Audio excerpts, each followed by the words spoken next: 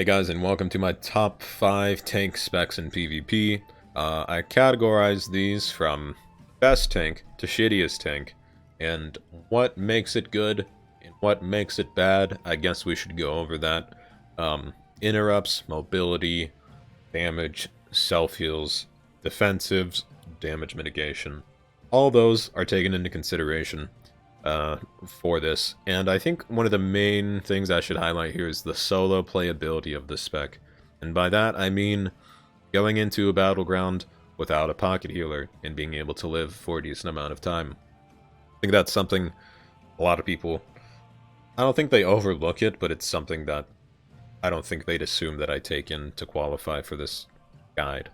So, starting at number 1, we're looking at him, dude. Look at this grace right here. It's the Guardian Druid. These things went from like the number 3 spot, in my opinion, last patch to the number 1 spot this patch. Let's go over the reasons why. First of all, we have this dot and this dot. If you apply both of these dots, we'll apply 3 stacks of Thrash here, by the way. If you apply 3 stacks of Thrash, you can pretty much get... Hold on, wait for it. I think that goes up to about 800 DPS per 2.5 seconds. And then your Moonfire, obviously, on top of that. So if you Moonfire and Thrash, both of those damaging abilities combined, do about 2.5 thousand damage every 2 seconds-ish. And the thing about Guardian that I think is really funny is that Moonfire does the same damage in Guardian spec as it does in Feral spec, as it does in Balance spec. So pretty much Moonfire is the same in every spec, which is why I like it a lot. Another reason I really like Guardian is your healing. Your healing's absolutely crazy. I'm gonna try and give myself some fall damage and actually kind of showcase the self-healing capabilities that Guardian Druid has, but essentially, we have a lot of defensives, actually. We have Frenzied Regen, which just heals yourself. We have Iron Fur, which gives you armor, which reduces the damage you take from melee attacks. We have Demoralizing Roar, which reduces the damage of anyone within 10 yards by 20% for 8 seconds. This does apply to your teammates, so if your teammates are getting attacked by this, you use this around your teammates. It will reduce the damage that the enemy does to your teammate by 20%. We also have Demoralizing Roar, which is pretty much an incapacitate for 3 seconds. We have Bark Skin, which reduces the damage you take by 20%, also prevents delaying from spellcast, but you never really want to get out of bear form when you're Guardian Druid, because then you just take a lot of damage and also have less health, so that's... You more or less use it for the damage reduction. Survival Instincts reduces all damage you take by 50% for 6 seconds. Pretty straightforward. And what else do we bring to the table? We have Stampeding Roar on a 1-second cooldown. Gives movement speed to allies by 60%. Pretty nice, especially in Capture the Flag maps. Concentrated Flame. Trying to get used to using this a lot more. And Mighty Bash, I guess, just for the interrupt, which can be used as defensively. If like someone, like a Ret uses wings, you bash them, run away. That kind of thing. Other than that, we give % max health to your teammates within 15 yards, and you also have this, which reduces the duration of stuns. If you use, let's see, somewhere around here, if you use Protector of the Pack with Brambles, I've heard that your Brambles will proc off the damage your teammates take. If you don't know what Protector of the Pack does, 20% of all damage done to you is redirected, or 20% of all damage done to nearby allies is redirected towards you. So pretty much you're taking constant damage from nearby allies. That damage does proc Brambles, which is probably one of the main abilities, or main abilities. It's a passive ability of Guardian Druid. Pretty much anytime anyone ever takes an attack, or you take an attack, it's if you take an attack, but with Protector of the Pack, if someone takes damage with that on, it'll redirect to you, and then it'll proc this Brambles, but it pretty much just does nature damage. Very minimal, but it does add up over time to a fairly high number. Wild Charge for the charge. I don't think I need to talk about much more of this, other than Guardian of Elune and Rend of Tear. Rend and Tear reduces the damage people take by 2% for each application of Thrash, so if you get 3 applications of those, that's 6% damage reduction on you. Another thing worth mentioning is Guardian of Elune, which I think kind of makes this spec. Angle increases the ratio of your next Iron Fur, that's not the important part, or the healing of your next Frenzied Regen by 20%. So 20% of 32% is about 40%. So with a Mangle and a Frenzied Regen, you can get about 50% of your health back in just 2 globals. Part of the reason I think Guardian is actually really, really good. It provides a lot of group utility. I think Frenzied Regen is just absolutely crazy, and you can actually have a huge health pool. I saw a Guardian Druid in my previous battleground and my Handsman Shaman have about 600,000 health around there. And if you have that health and actually know how to use your defenses properly and time out your defensives for when you're actually getting focused, you can stall a node for like 3 minutes, which is one of the main reasons I really, really like this. It's kind of the new Prot Pally. I've talked about Prot Pally in the past before, where I thought it was like probably one of the best tank specs for damage and just being a tank spec. And I'd say Guardian and Prot Pally are very close to each other, but Guardian's just a little bit above Prot Pally right now. I believe that's it. I think I've covered all the points. Your single target damage isn't that bad either. Just having Moonfire and Thrash on someone, because you're constantly just doing that. You're just constantly getting hit by people using Thrash on cooldown. And Mangle actually doesn't hit that bad if you have a bleed on the target.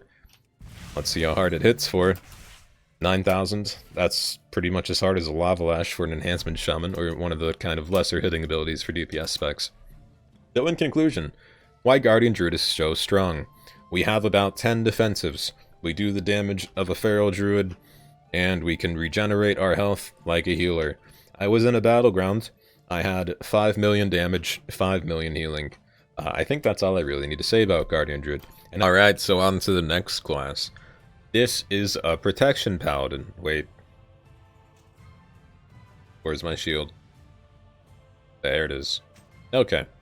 This is a Protection Paladin, guys. I've made a lot of videos talking about this in the past. It did get a little bit of a nerf in 8.1.5 and 8.2.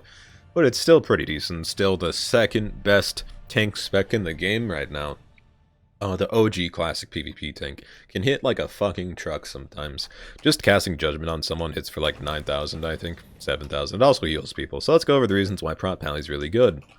Your Consecration reduces the damage you take by 6%, it also does damage to people. You have Avenging Wrath, which increases your damage, healing, and crit chance by 20% for 20 seconds, fairly strong. Also makes this heal crit. You have a bubble. You have a Lay on Hands, which gives you to full health. You have another bubble on a 3-second cooldown. You have this ability that if you use it when you're about to die, it puts you back at 20% health. It also reduces damage you take by 20%. We also have Flash of Light, which, funnily enough, Ret Flash of Light hits for about, I think, 15,000. Prot Pally Flash of Light hits for about 25,000.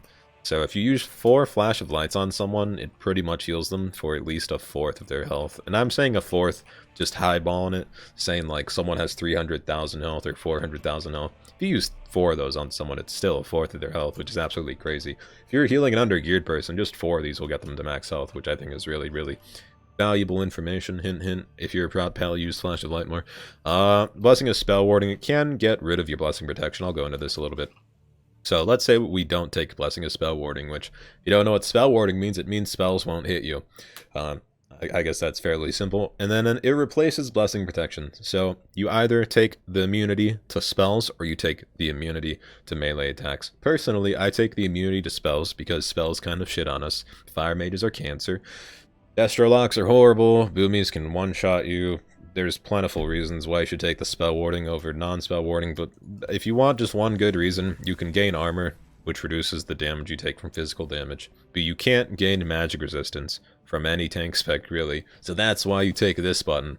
What else is decent? You can block Holy Spells, your block chances increase, it also does just damage to them. It's kind of like Brambles, but notice the 2 best tank specs kind of have a passive damage mitigation, but let's not talk about that, Blizzard. Crusader's Judgment. Judgment now is a 2-charge thing. Pretty much you always take this. I don't think you ever go out of this, and it pretty much just lets you get more damage off and more defensives off. Stun on like no cooldown. Your Hammer of Justice will be up probably every 15 seconds if you're using Judgment at a decent level. And Righteous Protector, which I think is one of the best things that's happened to a playstyle, or kind of like a playstyle thing for tank in a while. Shield of the Righteous, which is your main damage mitigation effect, reduces the reigning cooldown of your Light of the Protector, which is your main heal, and your Avenging Wrath, which is your main cooldown. Main damage cooldown. I think that's just something worth mentioning and why Prot Pally is so fun. If you prop all of your cooldowns, you can just hit someone. I've hit someone for 25,000 with a Judgment. You can get 2 of them off, so 2 of those Judgments you can get someone, if they're super undergeared, to about half their health. Another reason you really, really want to play Prot Pally, you're really, really annoying for casters. You have a ranged interrupt on a 45-second cooldown. You also have Rebuke, which I think most tank specs actually have an interrupt now, but yeah, never mind. Avenging Wrath as well. Oh man, lost my thought there. Oh yeah, interrupts. So we were talking about interrupts. Shield of Virtue is a ranged interrupt. I guess I'll use it here. You'll see I'll throw my shield at this guy. Then it silences everyone around him. Really annoying for spellcasters. which is why you should use it, which is why I use it. It's really great for fire mages. You also have, like, Blessing or Sacrifice, but I never use that. Blessing of Freedom. You can also knock people off of edges with Divine Steed. And where's this town? This one. Your Divine Steed, while you knock back enemies. You can use this in Eye of the Storm to knock people off the edge. I think that's really the main reasons I think Prot Pally is really good. From this point out, it goes to Blood DK, Vengeance Demon Hunter, and Prot Warrior. Brewmaster's not on the list because I fucking hate that spec, and the only time I'm willing to subjugate myself to that misery is when I'm absolutely shit-faced. So, let's not talk about Brewmaster. Let's just use, I guess, our wings in our main cooldown, even though we don't have our versatility trinket. Let's use our main cooldowns and just see how hard a wing hits. 10,000. Another 10,000. Get the cooldown to reset as well, but that's kind of unlucky that we don't get anything there. Pretty much you can just see the damage is pretty decent. I'm not even talking about the AoE damage either, I'm just strictly talking about Judgment damage. I've seen, like, Judgment is always probably my top damaging ability whenever I'm playing Prot Pally in PvP, right next to Holy Shield. But without wings, Judgment hits for 8,000. You'll see I have it like every other global as well. Hits for 8,000 without wings, about 10,000 with wings. And the kind of playstyle of this is, you'll see the cooldown of my wings is already pretty much halfway up. Pretty much get as many judgments off as possible. I'll kind of showcase, I guess, the cooldown reduction on your Hammer of Justice as well. I just use Hodge. Just watch how fast it comes back up. Almost back up. It's halfway already. If we can get another Judgment proc, you'll see every time I use my Judgment, it also reduces the cooldown to Shield of the Righteous as well, which is pretty much your damage mitigation, outside of all your other defenses as well. And there's my Hodge back up. Didn't have a timer. I'm guessing that took about 10 seconds, 15 seconds, kind of like I said earlier, but you can stun like crazy, you do decent damage, and you're pretty much just like a more annoying DPS spec.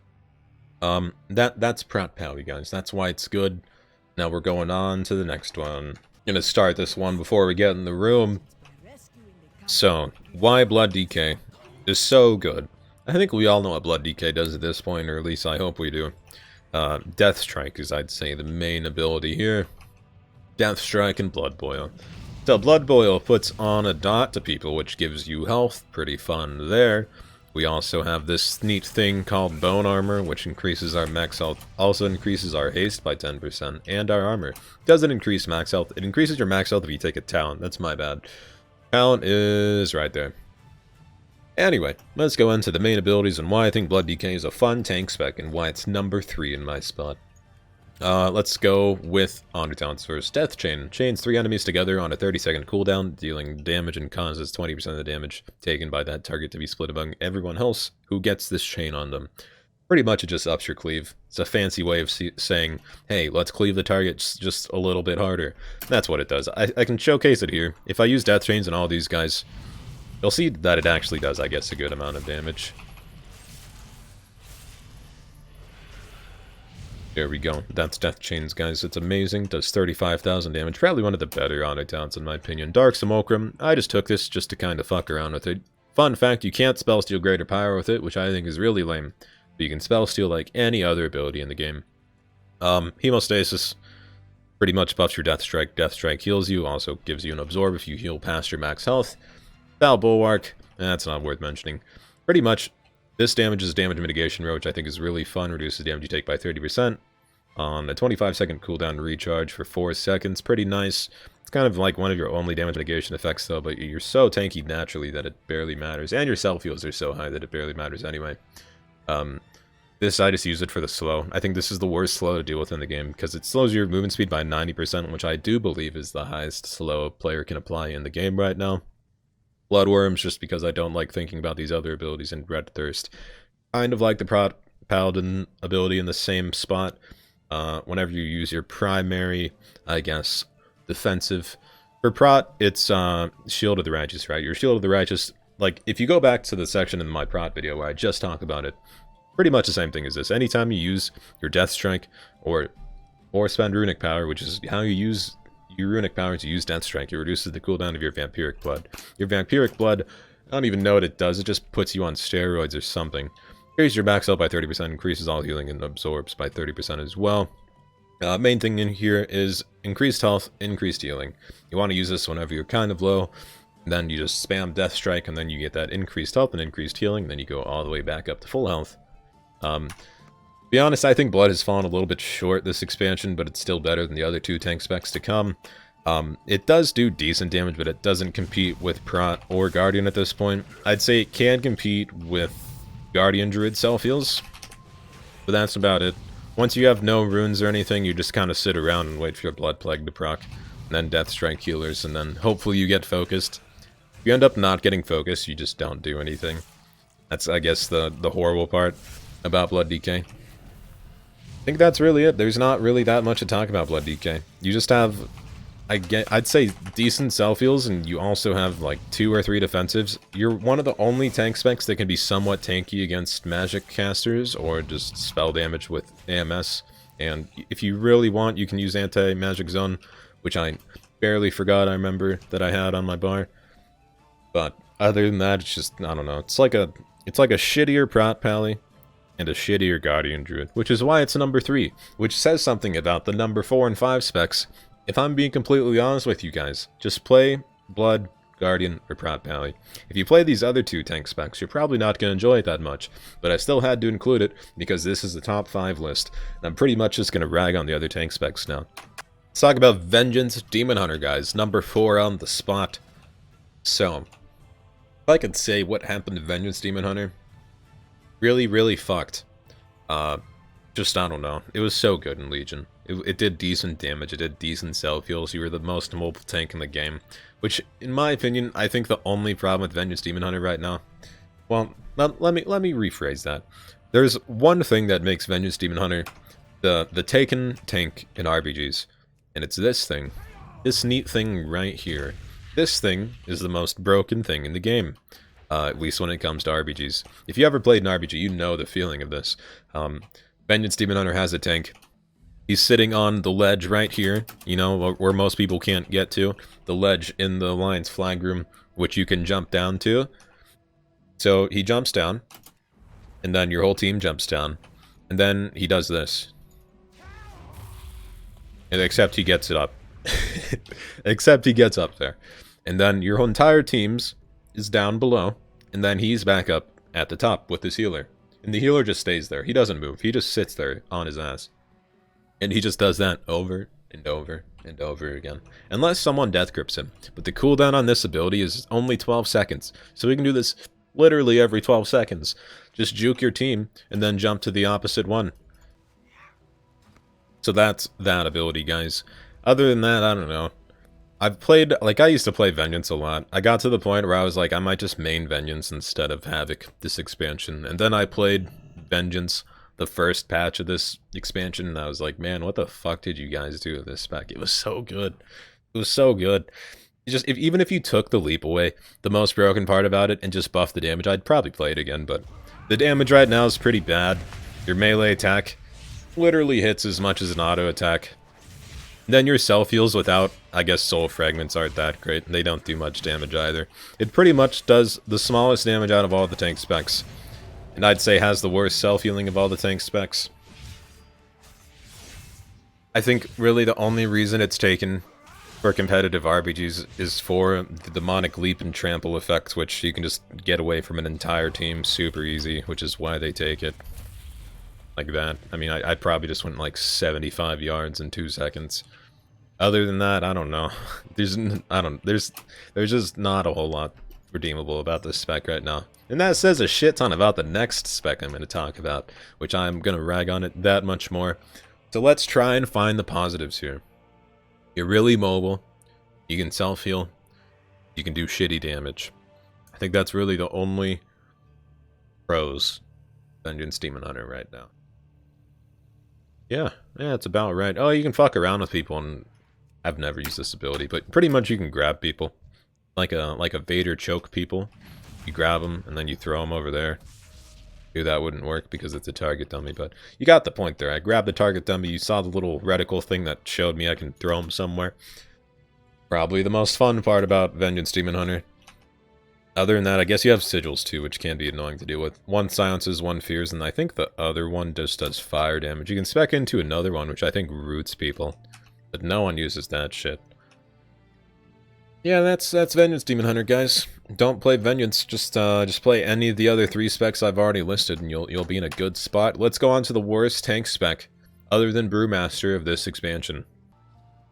So Prot Pally is so shit, I'm not even gonna go in the goddamn dummy room to talk about it. It's just shit poor right now. I don't think there's anything redeemable about it. I think Vengeance Demon Hunter's better than Prot Pally, or Prot Warrior right now, because it has a form of damage mitigation. Vengeance Demon Hunter can self-heal, and also has Demonic Spikes, which reduces the damage you take, and you can just self-heal in general. The thing about Prot Warrior is that it's played like a DPS spec, but doesn't have the survivability or damage of a DPS spec, and doesn't have the survivability of a tank spec, so it's just kind of like a spec that people who hate themselves play. It doesn't really make much sense to me. You can Demoralizing Shout people, which reduces damage people take by 20%, and then you have your 2 main cooldowns here. Last Stand on a 2-minute cooldown gives you 30% health. Also, we'll heal you for that health as well, that's something worth mentioning. And Shield Wall, 40% damage on it. 40% damage reduction, 8-second cooldown. The thing is, after you use these cooldowns, you get hit like a DPS. Because your damage mitigation, get this guys, get this. Guess what Blizzard designed Prot Pally? Fuck. I'm gonna say Prot Pally so much. Guess what Blizzard designed Protection Warrior damage mitigation to be? No, not 80% damage taken reduced. Not 90% damage taken reduced like it was last patch. 50% of damage taken reduced. So, when you get hit, you take about half that hit. But that's your damage mitigation. You're still taking damage. And you have no way to heal it back, like Guardian, Prot Pally, Blood DK. Even Vengeance Demon Hunter, you have some way of healing yourself back. Even the Unmentionable spec of Brewmaster has a way of self-healing themselves. But Prot Warrior? Fuck that shit. We don't need to give them a self-heal. They're a warrior. Why would you give a warrior self-heals? Oh, Fury. It's so shit poor right now. Like, it upsets me talking about it. Because I used to play Prot Warrior in BC and Wrath of the Lich King. I know, 10 years ago. Literally a decade ago. But it was so fun back then, because I know, like, the fantasy of Prot Warrior can be so fun, because you're just a super tanky DPS that runs around. And I don't agree that... I do agree that Prot Warrior shouldn't have any self-heals. But at least make our damage mitigation somewhat valuable. This... like, if I took it off the bar, I wouldn't know the fucking difference in my health moving. Other than that, you have Colossus, which increases your damage and removes roots on you. Also makes you a little bit bigger. I don't even... That's all it does. I think the most redeeming thing about Prot Warrior is that it crits the highest for all of the tank specs. It can crit higher than Prot Pally, but Prot Pally can live longer than 20 seconds. Your Shield Slam, if used with Shield Block and Demoralizing Shout, along with Berserking and Avatar, and blessed by the RNG gods, you can get about a 25k to 30k Shield Slam in PvP. Other than that, I don't know, there's nothing worth talking about this spec. If you're gonna play a warrior, just play arms. Like, if you were arms and defensive stance, it's probably better than being a fucking Prot Warrior. Anyway, we're not gonna mention Brewmaster. It's pretty close competing with Prot Warrior right now, but it's just a general thing, in general feeling I have that Brewmaster is just not good for PvP. It's more of a PvE design spec, and so is Prot Warrior. So it's more of a design PvE spec. Brewmaster's kind of a PvE spec, so is Prot Warrior. I know it's the best tank in, like, Mythics right now for some reason. Pretty much because of Thunderclap only, but just the way our kit works, and the way how PvP works right now, I really think the only person that is willing to play Prot Warrior in PvP is Swifty right now, and that's because he wants to keep the dream alive. It's kind of like the Arcane Dream, when it was really shitty in, like, Warlords or something. It's like that, but with Prot right now. And I see the appeal in it, just turning a really shitty spec into a somewhat playable spec. I've done it a few times with Prot Warrior, where I just run around and try to get big shield slams, but when it comes down to that moment of being a tank where you have about 4 people attacking you, and you're supposed to live for about a minute, maybe 30 seconds, Prot Warrior lives about 20 seconds. 20 seconds of pure disappointment. Thanks for watching, guys.